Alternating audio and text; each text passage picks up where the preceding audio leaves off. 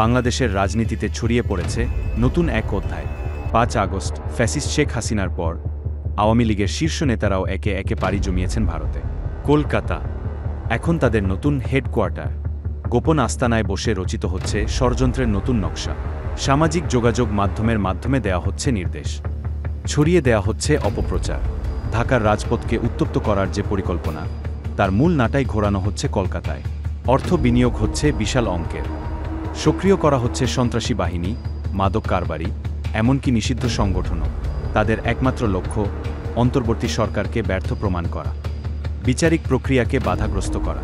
একাধিক সূত্র বলছে, বাংলাদেশকে অগ্নিগর্ভ করে তোলাই পলাতক আওয়ামী নেতাদের একমাত্র লক্ষ্য। আর এ লক্ষ্যেই কলকাতায় বসে রচিত হচ্ছে একের পর এক পরিকল্পনা।